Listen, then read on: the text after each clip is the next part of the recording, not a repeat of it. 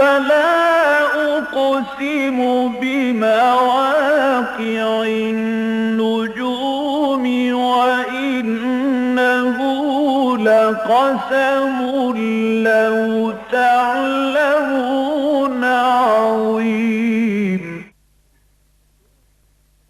إنه لقرآن كريم في كتاب مكنون لا يمسه إلا المطهرون تنزيل من رب العالمين.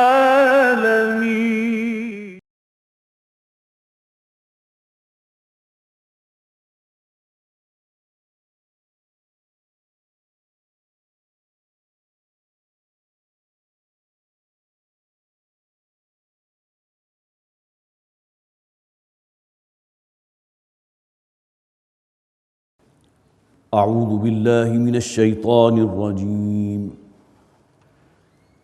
بسم الله الرحمن الرحيم. ولقد آتينا موسى الكتاب لعلهم يهتدون وجعلنا ابن مريم وأمه آية وآويناهما إلى ربوة ذات قرار ومعين. يا أيها الرسل كلوا من الطيبات واعملوا صالحا إني بما تعملون عليم. وإن هذه أمتكم أمة واحدة وأنا ربكم فاتقون. فتقطعوا أمرهم بينهم زبرا كل حزب بما لديهم فرحون. فذرهم في غمرتهم حتى حين. أيحسبون أن ما نمدهم به من مال وبنين نسارع لهم في الخيرات بل لا يشعرون. إن الذين هم من خشية ربهم مشفقون والذين هم بآيات ربهم يؤمنون والذين هم بربهم لا يشركون. والذين يؤتون ما آتوا وقلوبهم وجلة أنهم إلى ربهم راجعون أولئك يسارعون في الخيرات وهم لها سابقون. ولا نكلف نفسا إلا وسعها ولدينا كتاب ينطق بالحق وهم لا يظلمون. صدق الله العظيم. رب اشرح لي صدري ويسر لي أمري واحلل عقدة من لساني يفقهوا قولي. اللهم ألهمنا رشدنا واعذنا من شرور أنفسنا आमीन या रब्बल आलमीन। एक मरतबा फिर जायज़ा ले लीजिए कि हम सूरह मोमिनून में किस मकाम पर हैं। ये बात तो यकीनन आपके जहन में होगी कि मक्की सूरतों का बहुत खूबसूरत गुलदस्ता है। सूरह यूनुस से लेकर सूरह मोमिनून तक गोया कि ये उस ग्रुप की आखिरी सूरत है जो हमारे ज़ेर मुताला है। इसमें क़ससुन नबीयीन भी हैं, अंबा और रसूल भी हैं, तज़कीर भी आला अल्लाह भी है, अल्लाह की नेमतों के हवाले से याद दहानी और नसीहत।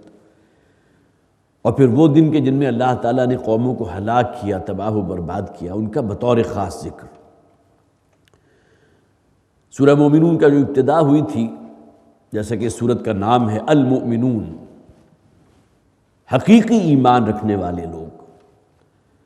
قانونی ایمان یا جسے اسلام کہتے ہیں، یہ تشخص تو ہم میں سے ہر شخص کو حاصل ہے۔ پاکستان میں رہنے والوں کی میرا خیال ہے کہ 96-97% تو ایسے لوگ ہوں گے کہ جو یقیناً اہل اسلام کے دائرے میں ہوں گے، مائنورٹیز ہیں تو بہت کم۔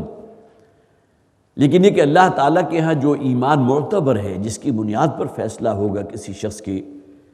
ابدی خسارے، تباہی اور ہلاکت کا، یا ابدی نعمت اللہ تعالیٰ کی جس کو حاصل ہوں گی، اس کا دار و مدار ایمان حقیقی پر ہے۔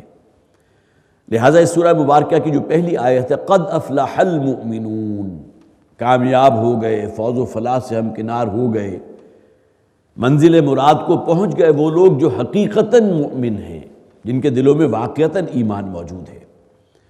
اور اس کے بعد پھر ہم نے تفصیل سے وہ آیات پڑھی، الذین هم فی صلاتهم خاشعون والذین هم عن اللغو معرضون والذین هم للزکاة فاعلون والذین هم لفروجهم حافظون۔ ابھی الذین کی جو تکرار ہو رہی ہے، اس میں اصل معنی کیا ہے کہ اصل میں اس میں موصولہ ہے وہ لوگ کہ جن میں یہ شرط موجود ہے، وہ لوگ کہ جو ان اوصاف کے حامل ہیں، وہ لوگ کہ جن کے اندر یہ خصوصیات موجود ہیں۔ ابتدائی 11 آیات کے بارے میں وہ روایت میں نے آپ کو سنائی تھی، حضرت علی حضرت عمر رضی اللہ تعالیٰ عنہ سے مروی،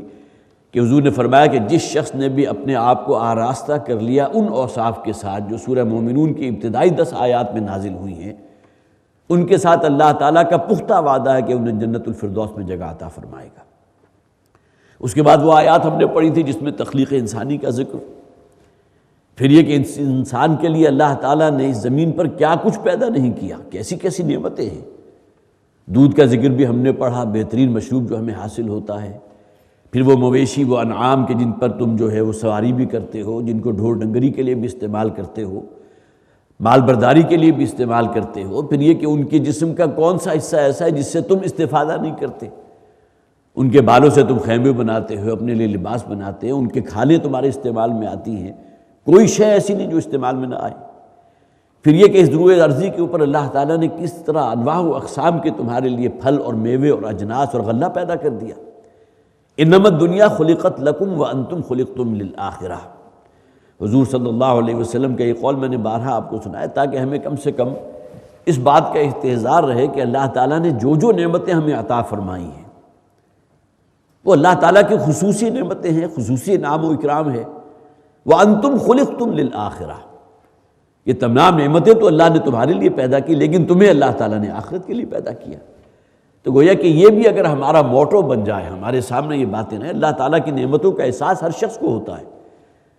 اور وہ آیہ مبارکہ جو قرآن میں 2 مقامات پر آئی، وَإِن تَعُدُّوا نِعْمَتَ اللَّهِ لَا تُحْصُوهَا، اگر تم اللہ تعالیٰ کی نعمتوں کا شمار کرنا چاہو تو نہیں احاطہ کر سکتے، انہیں شمار نہیں کر سکتے۔ اس کا احساس و ادراک تو اکثر و بیشتر لوگوں کو ہے، اور وہ کہتے ہیں اپنی زبان سے کہ ہم اللہ کی نعمتوں کا جو ہے کسی درجے میں بھی شکر ادا نہیں کر سکتے، اتنی نعمتیں ہیں اللہ کی۔ لیکن اس کے رد عمل میں جو ہونا چاہیے، وَأَنْتُمْ خُلِقْتُمْ لِلْآخِرَةِ، یہ تمام نعمتیں اللہ تعالیٰ نے جن سے تمہیں نوازا ہے، تو اس کا بھی گویا کہ ایک انجام ہے کہ یہ نعمتیں دے کر اللہ تمہیں آزما رہا ہے کہ اس کی فرما برداری پر رہتے ہو یا نہیں رہتے، آخرت کے لیے کوئی سامان فراہم کرتے ہو یا نہیں کرتے۔ انما الدنیا خلقت لکم وانتم خلقتم للآخرہ۔ اور اس کے بعد پھر تفصیل سے ہم نے واقعات پڑھے، خاص طور پر بہت جسے ہائی لائٹ کیا گیا تھا حضرت نوح علیہ السلام کے قصے کو۔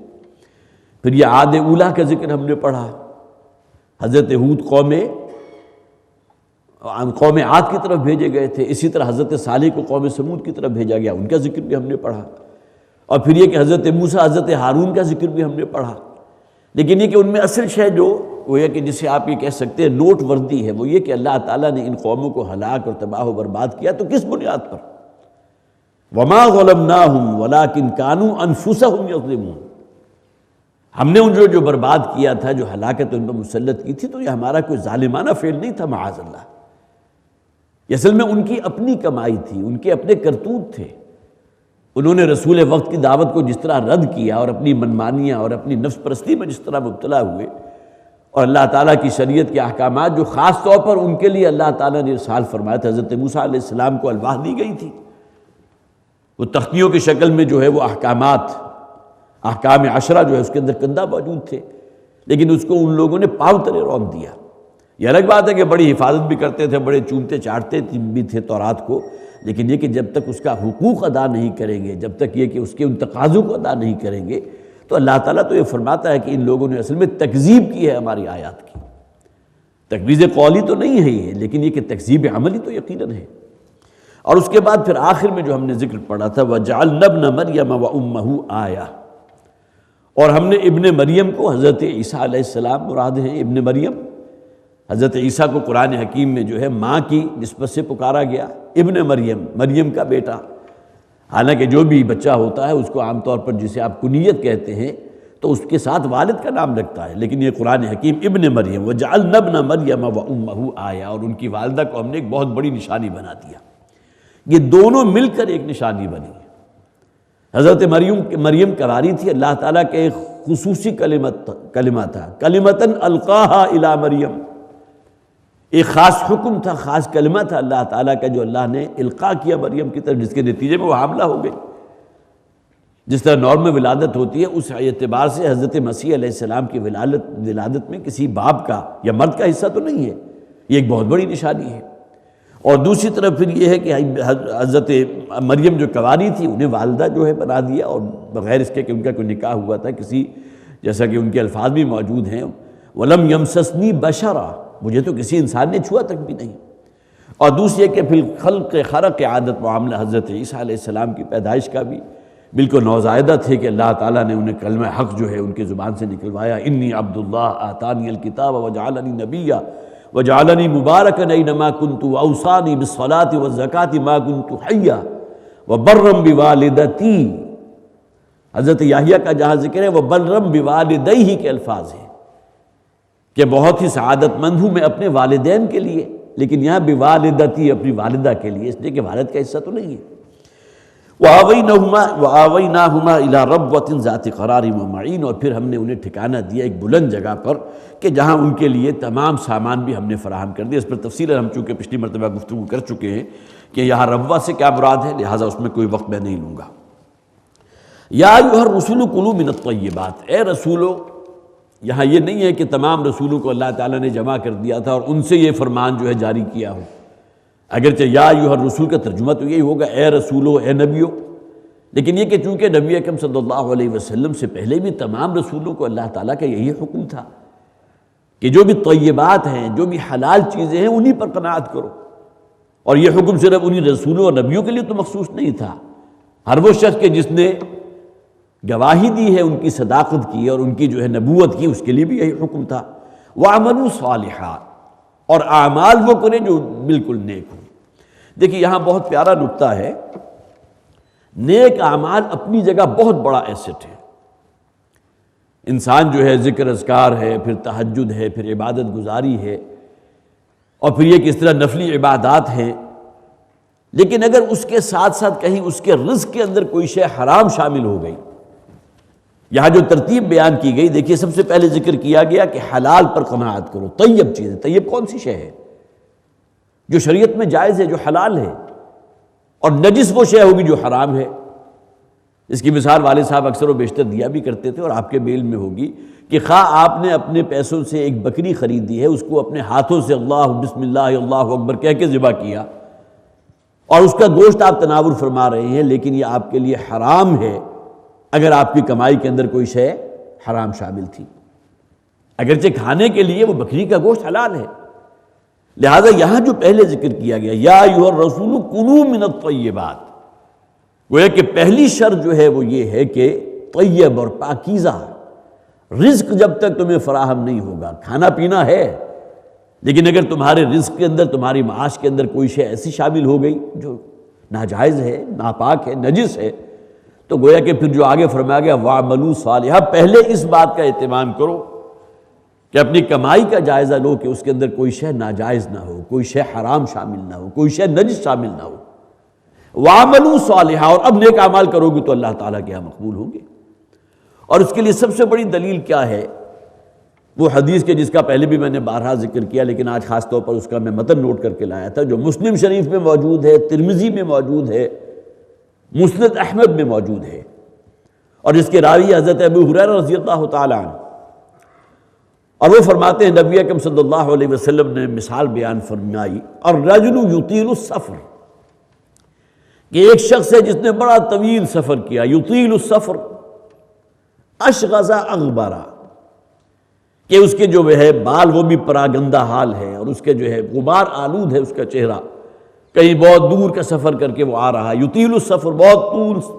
طوالت والا سفر، وَمَطْعَمُهُ حَرَامٌ، آگے اس سفر کے بعد وہ کس مقام پر پہنچا اس کا ذکر آگے آئے گا، لیکن یہ کہ حضور فرماتے ہیں اس حال میں کہ اس کا کھایا پیا بھی حرام کا تھا، وَمَلْبَسُهُ حَرَامٌ، اس کا پہناوا جو ہے، اس کا لباس، اگر وہ عمرے یا حج کے ارادے سے آیا ہے تو جو احرام کی چادر اس نے دو کپڑوں کی شکل میں اپنے جسم کے گرد لپیٹی ہوئی ہے وہ بھی حرام کے مال سے خریدی تھی، وَغُذِيَ بِالْحَرَام، اور اس کا تن و توش جو ہے، اس کا جسم حرام مال پر پل کر بڑھا ہے، يَمُدُّ يَدَيْهِ إِلَى السَّمَاءِ، وہ اپنے دونوں ہاتھوں کو بلند کیے ہوئے آسمان کی طرف، یا رب یا رب، اور پکار رہا ہے، چیخ رہا ہے، فریاد کر رہا ہے، اے پروردگار اے پروردگار۔ اب آگے کیا دعائیں مانگ رہے ہیں اس کا ذکر اللہ کے رسول نے نہیں کیا، لیکن یہ کہ نقشہ کھینچ دیا ایک ایسے شخص کا جس نے بڑا طویل سفر کیا ہے، پراگندہ حال ہے، اس کے احرام کی چادر بھی جو ہے بالکل جسے آپ کہیے غبار آلود ہو چکی ہے، تھکن سے چور چور ہو چکا ہے۔ یہ سفر اس نے کیا بہت بہترین نیت کے ساتھ، بیت اللہ کا سفر ہے، عمرے کا سفر ہے، حج کا سفر ہے، لیکن اس کا کھایا پیا بھی حرام کا، اس کا لباس احرام کی چادر بھی حرام کی، وَغُذِيَ بِالْحَرَام، اور اس کا تن و توش جو ہے وہ بھی حرام کے مال پر بنا، يَمُدُّ يَدَيْهِ إِلَى السَّمَاءِ، اور اپنے دونوں ہاتھ جو ہے وہ آسمان کی طرف پھیلائے کھڑا ہے، فرض کیجیے ملتزم کے سامنے کھڑا ہوا ہے، یا یہ کہ اور بہت سے مقامات ایسے ہیں جو قبولیت دعا کے اعتبار سے بہت ہی نمایاں ہیں، عرفہ کے مقام میدان کے اندر کھڑا ہوا ہے، اللہ کو پکار رہا ہے، یا رب فَأَنَّىٰ يُسْتَجَابُ لِذَٰلِكَ، اس پر حضور فرماتے ہیں کہ ایسے شخص کی دعا اللہ تعالیٰ کیوں کر قبول کرے گا؟ اس لیے کہ اس کے رزق میں حرام شامل تھا۔ اب اس حدیث کو ہمارے مفسرین خاص طور پر لے کر آئے ہیں اس آیت کی تشریح میں کہ یا ایھا الرسل کلوا من الطیبات واعملوا صالحا، سب سے پہلے اس بات کا اہتمام کرو کہ تمہاری روزی، تمہارا معاش جو ہے اس کے اندر کوئی حرام شے شامل نہ ہو، واعملوا صالحا، اس کے بعد وادی کھلی ہوئی ہے، نیک اعمال کرو، آگے ایسے آگے بڑھو، اللہ تعالیٰ تمہاری پکار بھی سنے گا۔ فَأَنَّىٰ يُسْتَجَابُ لِذَٰلِكَ، اس شخص کی دعا اللہ تعالیٰ کیسے قبول کرے گا کہ جس نے حرام کے مال کے اوپر جو ہے جس کی کمائی میں حرام شامل ہے۔ انی بما تعملون علیم، اور آگے بھی پھر یہ فرما دیا گیا کہ جو کچھ تم کرتے ہو، جن ذرائع سے تم نے اپنا معاش حاصل کیا ہے، جو اسباب ہیں تمہاری روزی فراہم کرنے کے، ان تمام چیزوں کو ہم جانتے ہیں۔ تو یہاں پھر تاکید مزید آ گئی، خاص طور پر اس پرسپیکٹو میں کہ جہاں وہ رزق حلال کا ذکر ہے۔ آپ کو یاد ہوگا کہ ابھی رمضان کو گزرے بہت زیادہ عرصہ تو نہیں ہوا، لیکن یہ کہ سورہ بقرہ کا 23واں رکوع اکثر و بیشتر زیر مطالعہ آپ کے بھی آیا ہوگا، اور پھر یہ کہ اس کے اوپر بیانات بھی ہوتے ہیں۔ وہ جو 6 آیات ہیں اس کے آخر میں جو آیت ہے وَلَا تَأْكُلُوا أَمْوَالَكُمْ بَيْنَكُمْ بِالْبَاطِلِ وَتُدْلُوا بِهَا إِلَى الْحُكَّامِ، عام طور پر سوال پیدا ہوتا ہے کہ اس آخری آیت کا تعلق جو ہے روزے کے ساتھ کیا ہے؟ یہاں تو روزے کی عبادت، لیکن اگر مال کے اندر کوئی حرام شے کی آمیزش ہو گئی تو اللہ کے یہاں مقبول نہیں ہے، اس لیے کہ تقویٰ اصل میں وہی معتبر ہے کہ جہاں انسان اکل حلال پر قانع رہے، رزق کے اندر کہیں شو اگر کوئی شے ناجائز اور نجس اگر اس نے، جس طرح عام طور پر مثال دی جاتی ہے کہ دودھ کی ایک بالٹی ہے یا ایک ڈول ہے، اس کے اندر اگر آپ نے چند قطرے بھی کسی نجس شے کے پیشاب کے ڈال دیے تو پورے کا پورا دودھ جو ہے ناپاک ہو جائے گا۔ اس کے بعد خواہ کوئی کتنی ہی دلیلیں آپ کو دے، بھئی اس کا کتنا حصہ آئے گا، اس میں چند قطرے پڑے ہیں، یہ 10 لیٹر کا دودھ تھا، اس کے اندر چند قطرے، لیکن کوئی شخص اس کو پینے کو تیار نہیں ہوگا۔ یہی معاملہ ہے کہ انسان کی روزی کا اگر 90% جو ہے وہ حلال ہے، لیکن اس کے اندر 10% بھی اگر حرام شامل ہو گیا تو اس نے گویا کہ اس پوری کمائی کو حرام کر دیا۔ یہ وہ کسوٹیاں ہیں کہ جس پر ہم اکثر و بیشتر اپنے آپ کو پرکھتے نہیں ہیں، لیکن یہ قرآن حکیم کا آپ مطالعہ کیجئے، یہاں بھی خاص طور پر جو ترتیب بیان کی گئی ہے، پہلے رزق حلال کا ذکر ہے، طیب اور پاکیزہ چیز، اس میں دونوں اعتبارات سے، ایک تو آمدنی جو ہے وہ پاکیزہ، اور ایک وہ شے کوئی شخص نجس ہی کھا رہا ہے، مردار کھا رہا ہے، سور کا گوشت کھا رہا ہے، شراب پی رہا ہے، یہ تو ویسے ہی نجس ہے، حرام ہے۔ انی بما تعملون علیم، یقیناً میں خوب جانتا ہوں جو تم کرتے ہو، تمہارے اعمال، وَإِنَّ هَذِهِ أُمَّتُكُمْ أُمَّةً وَاحِدَةً، اور یہ امت جو ہے یہ تو امت واحدہ ہے۔ حضرت آدم سے لے کر نبی اکرم صلی اللہ علیہ وسلم تک دین ایک ہی رہا، دین توحید۔ ہر نبی اور رسول کی دعوت وہی تھی، یا قوم اعبدوا اللہ ما لکم من الہ غیرہ۔ گویا کہ توحید ہمیشہ سے وہی رہی ہے، لیکن شرعی احکامات کے اندر کوئی رد و بدل ہوتا رہا، جس کی مثال میں نے بارہا آپ کو دی۔ بنی اسرائیل کے ہاں روزہ بہت سخت تھا، اس کا دورانیہ بہت طویل تھا۔ اسی طرح یوم السبت جو ان کے ہاں مخصوص تھا عبادت کے لیے، اس کا دورانیہ بہت طویل تھا، طلوع فجر سے لے کر، طلوع آفتاب سے لے کر اور غروب آفتاب تک پورا کا پورا دن جو ہے ہر قسم کے کاروبار دنیاوی کے لیے قطعاً ممنوع ہے، قطعاً حرام ہے، جبکہ ہمارے دین کے اندر وہ وقفہ جو ہے دورانیہ بہت کم کر دیا گیا۔ جب تمہیں نماز جمعہ کے لیے پکارا جائے، اس وقت سے لے کر نماز کی ادائیگی تک یہ دورانیہ وہ ہے کہ جس میں تم کوئی کاروبار دنیاوی نہیں کر سکتے۔ فَإِذَا قُضِيَتِ الصَّلَاةُ فَانتَشِرُوا فِي الْأَرْضِ وَابْتَغُوا مِنْ فَضْلِ اللَّهِ، اس کی کوئی اور تعویل کر ہی نہیں سکتے۔ گویا کہ بنی اسرائیل کے ہاں جو احکامات کے اندر ایک سختی تھی، اس کے اندر کس قدر ایک نرمی پیدا کر دی گئی کہ کہا گیا کہ جب تم جمعے کی نماز سے فارغ ہو جاؤ فَانتَشِرُوا فِي الْأَرْضِ، تو زمین میں منتشر ہو جاؤ، پھیل جاؤ۔ یہ الگ بات ہے کہ بڑی خصوصی فضیلت ہے اس شخص کے لیے جو جمعے کی نماز کے بعد سے لے کر عصر تک مسجد میں بیٹھتا ہے، ذکر اذکار کرتا ہے، اور یہ خاص طور پر اوقات جو ہیں یہ مستجاب الدعوات ہیں۔ جو دعائیں اللہ سے کرو گے اللہ تعالیٰ انہیں قبول کرے گا۔ ظاہر ہے کہ اس میں انسان اپنی دکان بھی اس نے بند کر دی ہے، کوئی کاروبار کوئی بزنس تھا اس کو بھی لاک کر دیا، آ کر مسجد میں بیٹھ گیا۔ وَقَلْبُهُ مُعَلَّقٌ بِالْمَسَاجِدِ، اس کا دل مسجد میں لگا ہوا، اس کی خصوصی فضیلت ہے۔ لیکن کہیں اس بات کی جو ہے وہ وجوب نہیں ہے کہ اب تمہیں لازماً بیٹھنا ہے، بلکہ فَانتَشِرُوا فِي الْأَرْضِ وَابْتَغُوا مِنْ فَضْلِ اللَّهِ، جبکہ بنی اسرائیل کے لیے وہ دورانیہ جو ہے اس درجے طویل تھا، طلوع آفتاب سے لے کر غروب آفتاب تک۔ تو ان هذه امتکم امۃ واحدہ، یہ وہ ایک ہی امت ہے، گویا کہ ایک ہی سنہری زنجیر ہے جس کی مختلف کڑیاں ہیں۔ سب سے پہلی کڑی پہلا انسان اور پہلا نبی حضرت آدم علیہ السلام، اور اس زنجیر کی جس میں 1,24,000 کڑیاں ہیں ایک روایت کی روح سے، اس کی آخری کڑی کون ہے؟ محمد رسول اللہ صلی اللہ علیہ وسلم۔ وَأَنَا رَبُّكُمْ فَاتَّقُونِ، اور میں ہوں تمہارا رب، لہذا میرا ہی تقوی اختیار کرو، مجھ ہی سے ڈرو۔ میں نے جن چیزوں کو ہم سے منع کر دیا جو حرام ہیں ان سے بچنے کی کوشش کرو، گناہوں سے بچو۔ فَتَقَطَّعُوا أَمْرَهُمْ بَيْنَهُمْ زُبُرًا، اور پھر انہوں نے اپنے اس معاملے کو، امر سے مراد ہے دین۔ قرآن حکیم میں اس مضمون کو بہت سے مقامات پر کھولا گیا، جیسے کہ یہاں فرمایا فَتَقَطَّعُوا أَمْرَهُمْ بَيْنَهُمْ، اسی طرح فرمایا گیا الَّذِينَ فَرَّقُوا دِينَهُمْ وَكَانُوا شِيَعًا، یہاں تو امر کا لفظ آیا نا، لیکن وہاں فرمایا گیا الَّذِينَ فَرَّقُوا دِينَهُمْ، وہ لوگ جنہوں نے اپنے دین میں تفریق پیدا کر دی۔ اس کی مختلف تعویلیں کی گئی ہیں۔ ایک تفریق تو یہ ہے کہ ہم اللہ کو تو مانیں گے لیکن اللہ کے رسول کے فرمان وہ صرف اسی دور کے لیے تھے، جیسے کہ آج بھی ایک طبقہ موجود ہے جو منکرین حدیث ہے، منکرین سنت ہیں، ان کا اصل بنیاد کس شے پر ہے؟ یہ اللہ کی کتاب ہے، اسے ہم تسلیم کرتے ہیں، لیکن جہاں تک معاملہ ہے احادیث کا اور سنت کا، وہ ہمارے لیے قابل اعتبار نہیں ہے۔ اول تو ان کی حفاظت کا اللہ نے ذمہ نہیں لیا، اور پھر احادیث کے اندر یہ بدقسمتی ہے کہ ایسی چیزیں بھی حدیث کے نام سے شامل کر دی گئی جو عقل و منطق کے ساتھ کسی طرح مطابقت نہیں رکھتی، جو موضوع احادیث ہے، اور بہت سی خرافات جو ہیں حدیث کے نام پر معاذ اللہ جو ہے وہ شامل کر دی گئی، جنہوں پھر ہمارے جو بھی محدثین نے تھے انہوں نے پوری طرح جو ہے اس کی اسکروٹنی کی ہے، اور انہیں پھر موضوع احادیث قرار دے کر حدیث کے ذخیرے سے الگ کر دیا، اور بہت سی ایسی احادیث جمع کر دی گئی باقاعدہ کتابوں کی شکل میں جو زبان زدِ عام ہو چکی تھی کہ یہ حدیث ہے، جبکہ وہ موضوع تھی جس کی کوئی جڑ اور بنیاد نہیں تھی، یا جس کی سلسلہ روایات کے اندر کسی ایسے شخص کا بھی ذکر تھا جو جھوٹ بولنے والا تھا، جس کی بات قابل اعتبار تھی ہی نہیں۔ لہٰذا یہ جو کہا گیا الذین فرقوا دینہم وکانوا شیعا، اس سے ایک شے یہ بھی مراد دی گئی ہے کہ جنہوں نے اپنے دین میں تفریق کر دی۔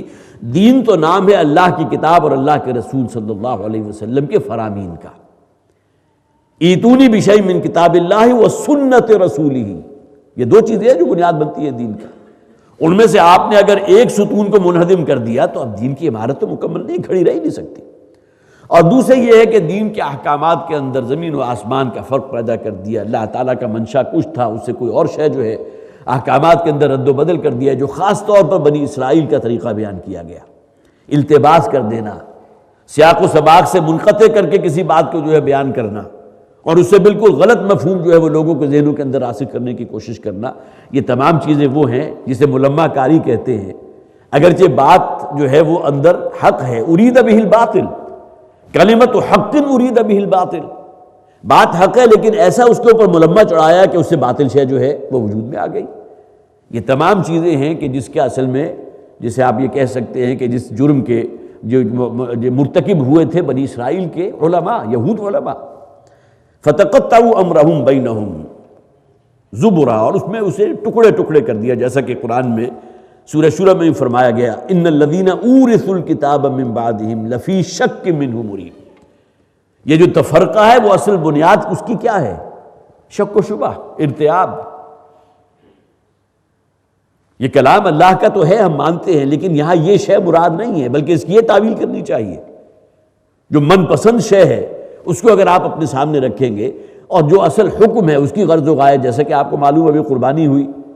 بہت سے مضامین ایسے بھی آپ نے اخبارات کے اندر پڑھے ہوں گے کہ قربانی کی کیا ضرورت ہے۔ ایک شخص جو ہے 20,000 روپے کا ایک بکرا جو ہے ذبح کرتا ہے، ایک گھر کے اندر 5 قربانیاں ہو رہی ہیں، تو انہیں چاہیے کہ ایک قربانی کریں اور باقیہ 4 جو ہے اس کو تقسیم کر دیں لوگوں کے اندر، کیسی کیسی ضرورتیں ہیں، کیسی کیسی احتیاجات ہیں۔ اب یہ شے جو ہے اپنی جگہ، اگر آپ کو صدقہ و خیرات کرنا ہے وہ کیجئے،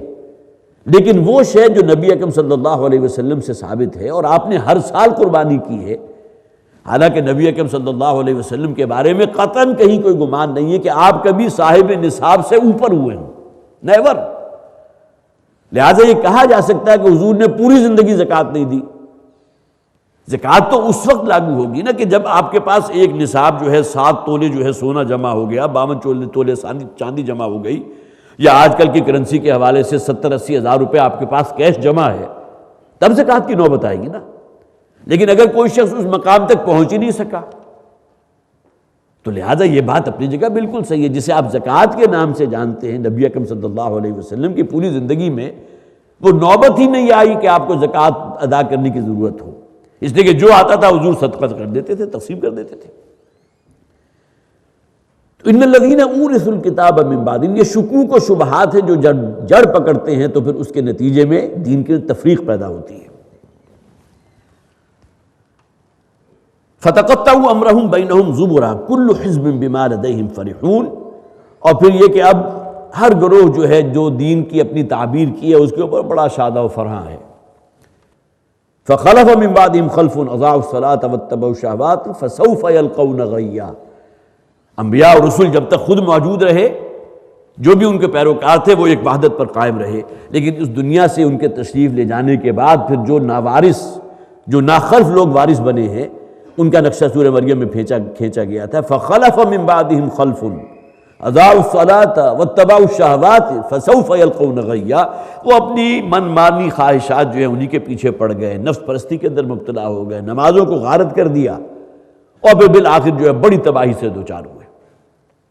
تو کل حزب بما لدیہم فرحون، ہر شخص نے دین کی جو تعبیر کی اب اسی کے اوپر بڑا شادہ و فرحاں ہے، سمجھتا ہے حق تو میرے ہی پاس ہے، باقی جو کچھ بھی ہے وہ باطل ہے۔ فَذَرْهُمْ فِي غَمْرَتِهِمْ حَتَّىٰ حِينٍ، اب یہاں نبی اکرم صلی اللہ علیہ وسلم سے کہا گیا آپ چھوڑ دیجئے ان کے حال پر۔ اب یہ مکی صورت ہے، جیسا کہ میں نے عرض کیا تھا، سورہ یونس سے لے کر سورہ مومنون تک یہ 14 مکی صورتیں یہ تقریباً ایک ہی دور میں نازل ہوئیں، اور اس میں اکثر و بیشتر دور وہی ہے کہ جس میں آپ یہ سمجھ لیجئے کہ سن 5 یا 6 نبوی سے لے کر سن 9 یا 10 نبوی تک، اگرچہ اس میں وہ آیات بھی ہیں کہ جس کے بارے میں سورہ حج کی جو آیات پڑھی تھی جو بالکل عین اس وقت نازل ہوئی ہیں جبکہ نبی اکرم صلی اللہ علیہ وسلم ہجرت کے سفر میں تھے۔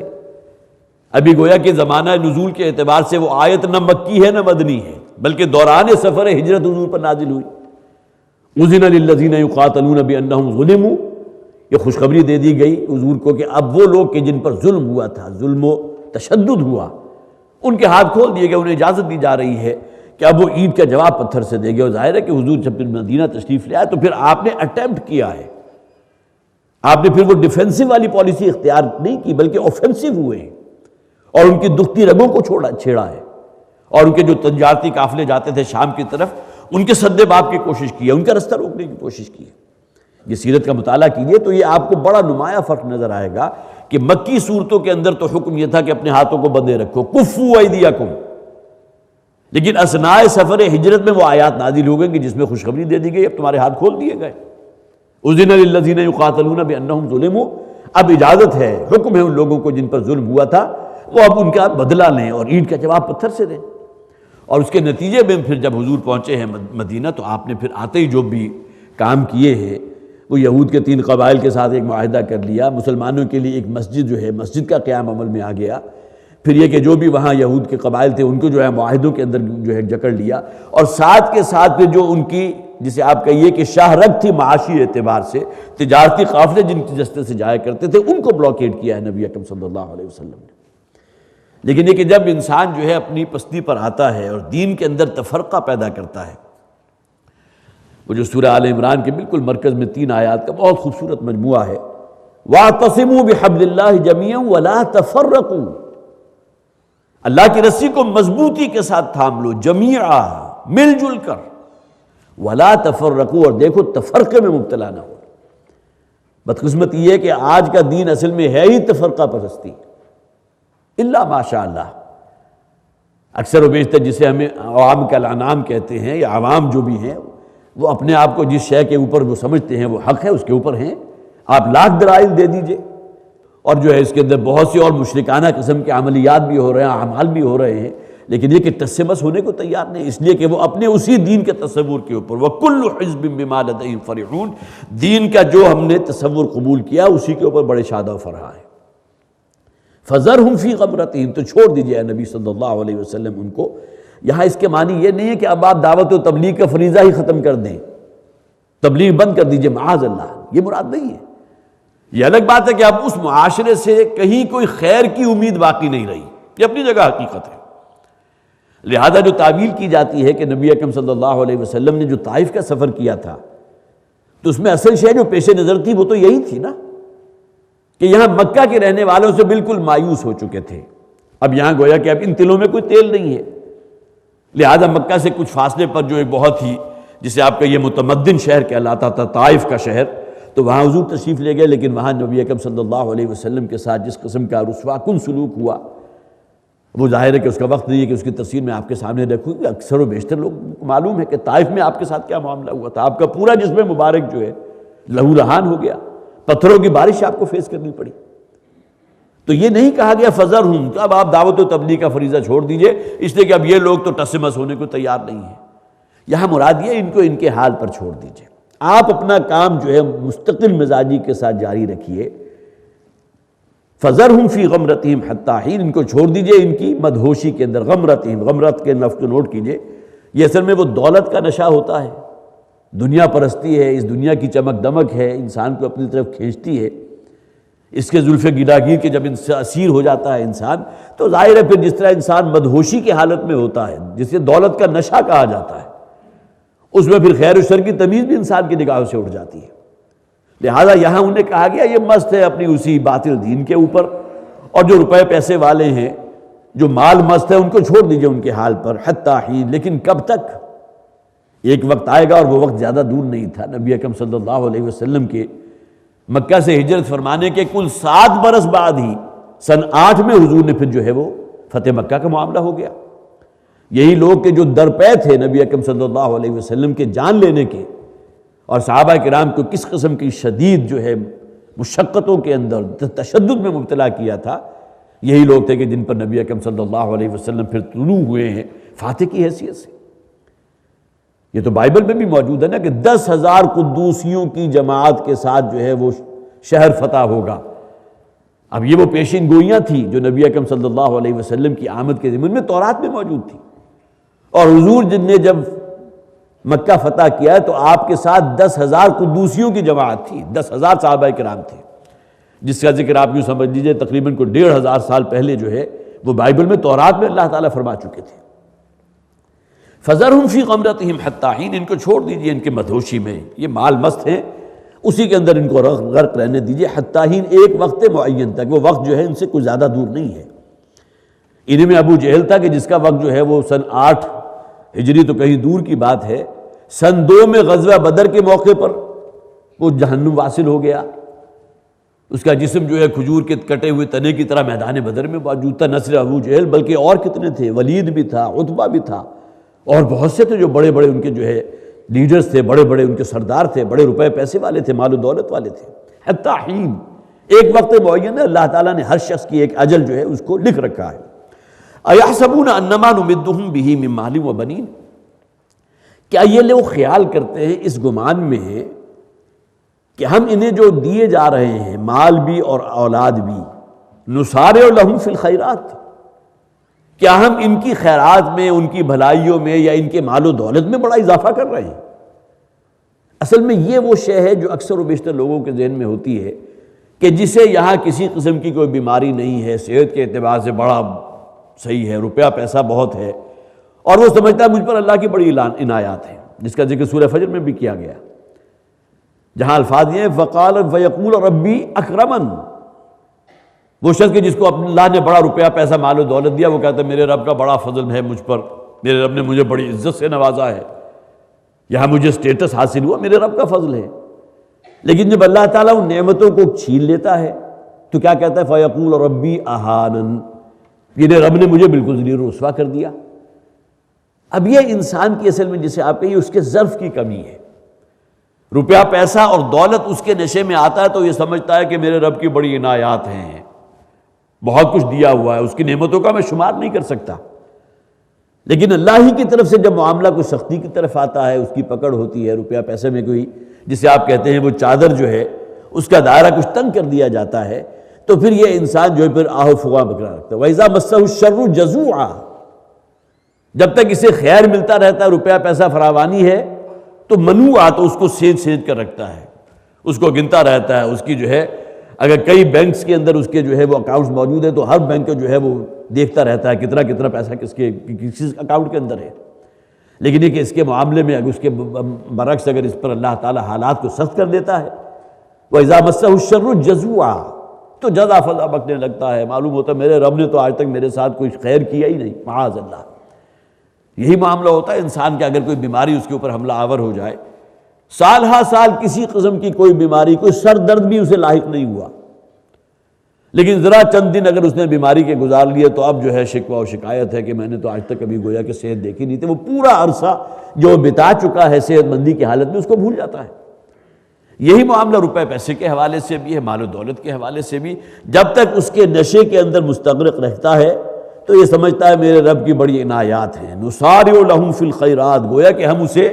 خیرات اور حسنات، خیر جو ہے روپے پیسے کو بھی کہتے ہیں، وَإِنَّهُ لِحُبِّ الْخَيْرِ لَشَدِيدٌ. انسان جو ہے روپے پیسے کی محبت میں بڑا پکا ہے، بڑا شدید ہے. تو یہ سمجھتا ہے کہ ہم شاید اس کو بہت بڑھا رہے ہیں اور بہت اس کو جو ہے ترقی دے رہے ہیں، اس کا کاروبار، اس کا بزنس، اس کا ٹریڈ جو ہے روز افزو جو ہے ترقی کر رہا ہے. بل لا یشعرون، یہ ہے اصل میں اللہ تعالیٰ کی طرف جو کمنٹ کیا گیا، اس کا شعور نہیں ہے. یہ دونوں چیزیں آزمائش ہے. جنہیں اللہ نے بہت کچھ دیا ان کے لیے جو آزمائش ہے وہ کہیں سخت ہے اس سے کہ جن لوگوں کو اللہ نے اس دنیا میں کچھ کم دیا ہے. جن کے پاس بہت کچھ ہے ان کے لیے پورا امکان موجود ہے کہ اللہ کی بغاوت اور سرکشی میں اور آگے بڑھے. جہاں روپیہ پیسہ ہوگا وہاں عیاشیاں بھی ہوں گی. شروع میں تو سہولتیں ہوتی ہیں، یہ لگژریز ہیں، اور اس کے بعد یہ معاملات جو ہے روپیہ پیسہ جو ہے کسی طرح سنبھالے نہیں سنبھل رہا. یہ تو بڑے خوش قسمت لوگ ہیں کہ اللہ تعالیٰ جنہیں بہت کچھ دیتا ہے. حضرت عثمان رضی اللہ تعالیٰ عنہ کی مثال آپ اگر رکھیں گے تو اس کیٹیگری کے ٹاپ پر ہیں. اتنا روپیہ پیسہ اور مال و دولت تھی، لیکن یہ کہ کہیں کسی اعتبار سے جب بھی موقع آیا، غزوہ تبوک کے موقع پر 300 اونٹ جو ہے حضرت عثمان رضی اللہ تعالیٰ عنہ نے ساز و سامان سے لدے ہوئے لا کر حضور صلی اللہ علیہ وسلم کی خدمت میں پیش کیے. تو وہ کیٹیگری بھی اپنے ذہن میں رکھیے کہ جنہیں اللہ تعالیٰ نے اس دنیا میں بہت کچھ دیا اور اس کے باوجود وہ خرچ کرتے ہیں اللہ کے دیے ہوئے میں سے، جیسا کہ آگے آ بھی جائے گا. تو اَيَحْسَبُونَ أَنَّمَا نُمِدُّهُم مِّن مَّالٍ وَبَنِينَ، کیا یہ گمان کرتے ہیں کہ جو ہم ان کو اضافہ کر رہے ہیں ان کے مال دولت میں بھی اور اولاد میں بھی. بدقسمتی یہ ہے کہ آج کے دور میں اولاد کو تو کوئی دولت سمجھا نہیں جاتا، بلکہ وہاں تو فیملی پلاننگ ہوتی ہے، اس لیے کہ اچھی تعلیم ہے. اب جب فیسیں جو ہیں 10-10 ہزار 20-20 ہزار روپے پر منتھ آپ کو بچوں کی دینے پڑتی ہیں تو پھر انسان جو ہے خود بخود بریک لگاتا ہے کہ تعداد زیادہ نہ ہو. لیکن یہ کہ جس دور میں یہ قرآن حکیم نازل ہو رہا تھا، انسان کے دو ہی ایسٹ تھے، مال و دولت، جائیداد، وہ بھی آ گئی اس میں. اسی کے ساتھ آپ نتھی کر لیجئے ڈھور ڈنگر ہیں، مویشی ہیں. کسی کے پاس فرض کیجئے 100 اونٹ ہیں تو وہ سینہ تن کر جو ہے نکلتا تھا کہ میرے پاس بڑی دولت ہے. سرخ اونٹ بہت بڑا جو ہے قیمتی اثاثہ ہوتا تھا کسی شخص کے پاس. اور دوسرے جس کی اولاد بہت زیادہ اور خاص طور پر بیٹے. لیکن یہ کہ آج کے دور میں جیسا کہ میں نے عرض کیا کچھ اقدار جو ہیں وہ کچھ تلپٹ ہو چکی ہے، لہٰذا اولاد کی کثرت پر تو انسان ممکن ہے کہ تھوڑا سا گردن جھکا ہی لیتا ہو. اگر پوچھا جائے تمہارے کتنے بچے ہیں تو بہت ہی سہم کے گئے 9 بچے ہیں، اس لیے کہ 9 کی فگر اس کی زبان پر آتے ہی گویا کہ احساس کمتری کا شکار ہو جائے گا. لیکن یہ کہ بہرحال اس زمانے کے اندر، اور اس زمانے نہیں، میرا خیال ہے کچھ ہی عرصے پہلے 100-200 برس پہلے تک بھی جس شخص کے جو ہے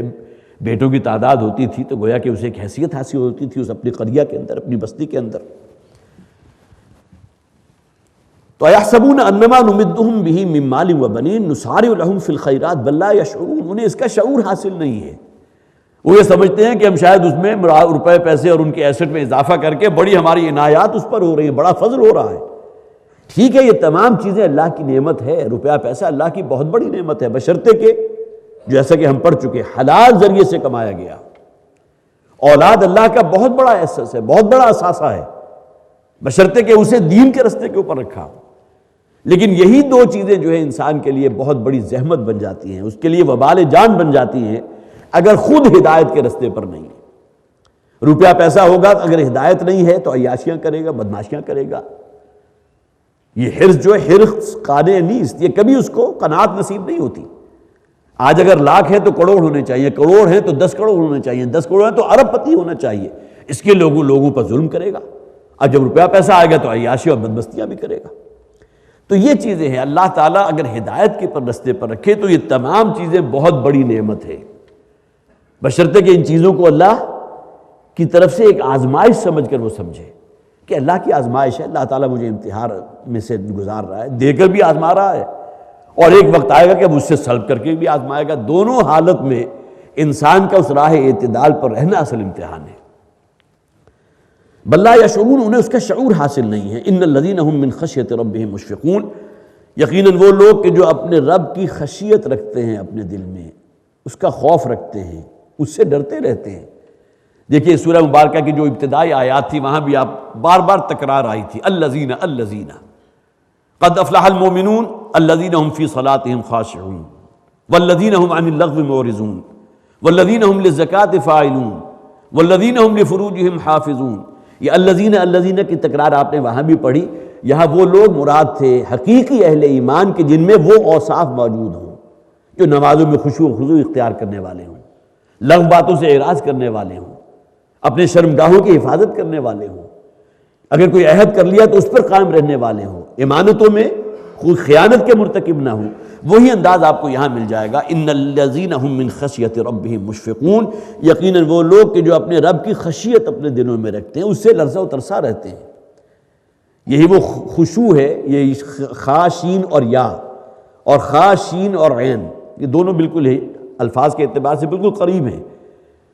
خشوع اصل میں وہ ہوتا ہے عاجزی اور زاری جو اللہ کے سامنے اختیار کرتا ہے انسان، جیسا کہ ہم نے پڑھا بھی الذین هم فی صلاتهم خاشعون. ایک بہت بڑی ہستی کے سامنے انسان جو ہے دست بستہ کھڑا ہے، یہ خشوع و خضوع ہے. ایک ہے اپنے رب کا خوف، اس کا ڈر، میں کسی معصیت میں مبتلا ہو گیا تو میرا رب مجھ سے ناراض ہو جائے گا، اس کے عذاب کا دھڑکا ہے، اس کی پکڑ کا اندیشہ ہے، اس کی پکڑ کا خوف ہے.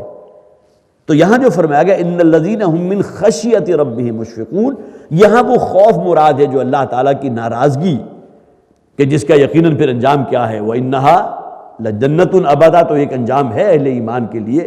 وَالنَّارُ ابدا، یا یہ کہ نار ہے، جہنم کی آگ ہے جو ہمیشہ اس کا ٹھکانہ، اس آگ سے بچنے کی فکر کرنا. یا ایھا الذین آمنوا قوا انفسکم واہلیکم نارا وقودھا الناس والحجارہ، اہل ایمان بچنے کی کوشش کرو، خود بھی اور اپنے اہل و عیال کو بھی محفوظ رکھنے کی کوشش کرو، انہیں بھی بچاؤ اس جہنم کی آگ سے جس کا ایندھن ہوں گے انسان اور پتھر. ان الذین هم من خشیۃ ربهم مشفقون، وہ لوگ کہ جو اپنے رب کا خوف رکھتے ہیں اپنے دلوں میں، اس سے لرزہ و ترسا رہتے ہیں. والذین هم بآیات ربهم یؤمنون، اور وہ لوگ جو اپنے رب کی آیات پر ایمان رکھتے ہیں. قرآن حکیم میں 6500 کے قریب آیات ہیں. ان میں سے کتنی وہ ہیں کہ جو جن میں اہل جنت کا ذکر کیا گیا، اہل جہنم کا ذکر کیا گیا. آیا ہمیں جنت اور جہنم میں اس درجہ یقین ہے ایمان ہمارے دل میں وہ حقیقی ایمان جسے آپ قلب کی گہرائی والا ایمان کہتے ہیں موجود ہے کہ ہمارے اعمال، ہماری سیرت و کردار اس رنگ میں رنگے۔ الذین هم بآیات ربهم یؤمنون، وہ لوگ جو اپنے رب کی آیات پر ایمان رکھتے ہیں۔ والذین هم بربهم لا یشرکون، اور وہ اپنے رب کے ساتھ کسی کو شریک نہیں ٹھہراتے۔ یہاں بھی ہمیں اپنے ذہن میں رکھنا چاہیے کہ شرک جو ہے کسی قبر کو سجدہ کر دینا ہی کا نام نہیں ہے، یا کسی بت یا دیوی کے سامنے کھڑے ہو کر سر جھکا دینے کا نام نہیں ہے،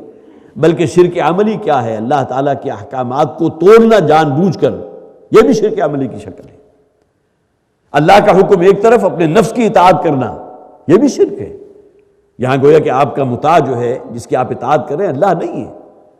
روپے پیسے کے لیے ہر قسم کا اخلاق اور قانون جو ہے اس کو ایک طرف رکھ کر اس کو حاصل کرنے کے لیے انسان جو ہے تگ و دو اور دنیا بھر کی جو ہے محنت کرے، یہ بھی شرک ہے۔ جیسا کہ نبی اکرم صلی اللہ علیہ وسلم نے ایک حدیث میں فرمایا تعس عبد الدینار و عبد الدرہم، درہم و دینار کی عبادت کرنے والا جو ہے وہ تباہ ہو جائے، ہلاک ہو جائے، برباد ہو جائے۔ حالانکہ درہم و دینار کو سامنے رکھ کر کسی نے پوجا تو نہیں کی، اس کو سجدہ تو نہیں کیا۔ اگر روپے پیسے اور درہم و دینار کے لیے آپ نے اخلاقیات کو ایک طرف رکھ دیا، پاؤں تلے روندا اور اللہ کے احکامات کو پس پش ڈال دیا، تو آپ کا معبود پھر اللہ نہیں ہے، یہ روپیہ پیسہ ہے۔ اسی طرح ارأیت من اتخذ الہہ ہوا، دو مقامات پر آیا ہے مضمون۔ کیا تم نے غور کیا اس شخص کی حالت پر جس نے اپنی خواہشات نفس کو اپنا معبود بنا لیا؟ یہ مضمون بارہا میں بیان کر چکا۔ ایک طرف اللہ کا حکم ہے، ایک طرف نفس کی خواہش ہے۔ اگر اللہ کا حکم مقدم ہے، برتر ہے، اس پر آپ نے لبیک کہا، تب تو کامیابی ہے، فوز و فلاح کا وعدہ ہے اللہ کی طرف سے۔ لیکن اگر کہیں نفس کی اطاعت کر لی، اللہ کا حکم پاؤں تلے روک دیا، تو یہی ہے کہ جسے آپ شرک کہیں گے۔ یہاں آپ نے کسی دیوی یا دیوتا کو سجدہ تو نہیں کیا، کسی قبر والے کی تو دہائی نہیں دی۔ تو شرک کے اس وسیع پرسپیکٹو کو اپنے ذہن میں رکھیے کہ گویا کہ ہر قسم کا گناہ جو ہے کسی نہ کسی اعتبار سے اس کے ڈانڈے جا کر شرک سے مل جاتے ہیں۔ اسی طرح ہر خیر، ہر نیک عمل جو ہے وہ بالآخر جا کر مل جاتا ہے توحید کی طرف۔ یہی وجہ قرآن حکیم میں جہاں بھی آیا ہے نور کا لفظ ہمیشہ واحد آیا، اللہ نور السماوات والارض، اور پھر یہ کہ واتبعوا النور الذی انزل معہ، اتباع کیا اس نور کا کہ جو ان کے ساتھ نازل کیا گیا، مراد قرآن حکیم ہے۔ نور ہمیشہ واحد میں آیا، لیکن ظلمات جو ہیں وہ ہمیشہ جمع میں آیا۔ ظلمات جو ہیں اس لیے کہ شرک کے اتنے شیڈ ہیں کہ جس کو آپ گن ہی نہیں سکتے، جس کے بارے میں وہ حدیث سنا کر میں اپنا بس بیان ختم کر رہا ہوں کہ نبی اکرم صلی اللہ علیہ وسلم نے ارشاد فرمایا تھا، پھر ذہن میں تازہ کر لیجئے، پہلے بھی یہ باتیں بیان ہوتی رہیں کہ کسی انسان کا شرک خفی، وہ شرک جو عمل کی شکل میں اس کی شخصیت میں موجود ہے اور اسے اس کا احساس تک نہیں، کسی شخص کا اپنے شرک خفی پر مطلع ہو جانا اس سے بھی زیادہ مشکل کام ہے۔ اب آگے الفاظ نوٹ کیجئے، جتنا کسی سیاہ اندھیری رات میں سیاہ پتھر کے اوپر رینگتی ہوئی سیاہ چیونٹی کو دیکھنا۔ علامہ اقبال نے جو کہا کہ ہوس چھپ چھپ کے سینوں میں بنا لیتی ہے تصویریں، تو بات بالکل صحیح ہے۔ انسان کہیں سوچ بھی نہیں سکتا کہ وہ ایک شرک عملی کا مرتکب ہو رہا ہے، اس لیے کہ جیسا کہ میں نے عرض کیا کہ گناہ کو اگر آپ ٹریس بیک کریں گے تو بالآخر اس کا ڈانڈا جو ہے بالآخر شیطان سے جا کر مل جائے گا، وہ شیطانی عمل ہے۔ تو والذین هم بربهم لا یشرکون، وہ لوگ کہ جو اپنے رب کے ساتھ شرک نہیں کرتے۔ والذین یؤتون ما آتوا وقلوبهم وجلہ، اور وہ لوگ کہ جو دیتے ہیں جو کچھ بھی وہ خرچ کرتے ہیں، وقلوبهم وجلۃ، اور ان کے دل جو ہے وہ سہمے ہوئے رہتے ہیں کہ کہیں میرے اندر جو ہے کوئی ریاکاری جو ہے کہیں شامل تو نہیں ہو گئی، میں صدقہ و خیرات تو کر رہا ہوں، اپنی دانش میں میں نے بہت ہی اخفاء کے ساتھ کام کیا ہے، لیکن اس کے باوجود دل کے اندر دھڑکا رہتا ہے کہ کہیں میرا یہ نیک عمل جو ہے لوگوں کی نگاہوں میں نہ ہو جائے۔ اس لیے کہ نبی اکرم صلی اللہ علیہ وسلم کی بڑی سخت احادیث موجود ہیں کہ جس کا مفہوم یہ ہے کہ بڑے سے بڑا نیکی کا عمل ہو، خواہ وہ نماز ہو، حج ہو، عمرہ ہو، لیکن اگر ریاکاری کی نیت کے ساتھ ہے تو اللہ تعالیٰ کے ہاں نہ صرف یہ کہ مقبول نہیں ہے، بلکہ نبی اکرم صلی اللہ علیہ وسلم نے اس عمل کو شرک کا ایک شیڈ قرار دیا۔ من صلی یرائی فقد اشرک، بارہا بھی حدیث آپ سن چکے، جو شخص نماز پڑھتا ہے دکھاوے کے لیے وہ شرک کر رہا ہے۔ ومن تصدق یرائی فقد اشرک، جو شخص صدقہ و خیرات کرتا ہے دکھاوے کے لیے وہ شرک کر رہا ہے۔ ومن صام یرائی فقد اشرک، جو روزہ تو رکھ رہا ہے، بظاہر روزہ رکھا ہوا ہے، لیکن صرف یہ کہ لوگوں کو دکھانے کے لیے، اور بہت سے روزے دار تو بالکل اس کا برعکس ہوتے ہوں گے کہ روزہ نہیں رکھا لیکن افطاری میں شامل ہوتے ہوئے ایسے جوش و خروش سے شامل ہو تو معلوم ہوا کہ یہ تو معلوم روزہ رکھا ہوا اس نے، اور اپنے روزے نہ رکھنے کو کبھی ڈسکلوز بھی نہیں کرتے، یہ تو بالکل ایک دوسری انتہا ہو گئی۔ تو یہ جو فرمایا گیا والذین یؤتون ما آتوا، جو دیتے ہیں جو اللہ نے انہیں دیا اس میں سے جو کچھ بھی دیتے ہیں، وقلوبہم وجلۃ، اور ان کے دل جو ہے وہ خوف زدہ رہتے ہیں، ڈرے رہتے ہیں، سہمے رکھتے ہیں کہ کہیں اس کے اندر ریاکاری اور خود نمائی کا جذبہ شامل نہ ہو جائے، انہم الی ربہم راجعون، اس لیے کہ انہیں یقین ہے کہ انہیں ان کے رب کے حضور لوٹایا جائے گا، اور وہاں جا کر دودھ کا دودھ اور پانی کا پانی ہو جائے گا۔ وہ اعمال جو ریاکاری سے، نام و نمود اور نمائش سے پاک ہوں گے، وہی اعمال اللہ کے ہاں مقبول ہوں گے۔ بارک اللہ لی ولکم فی القرآن العظیم ونفعنی وإیاکم بالآیات والذکر الحکیم۔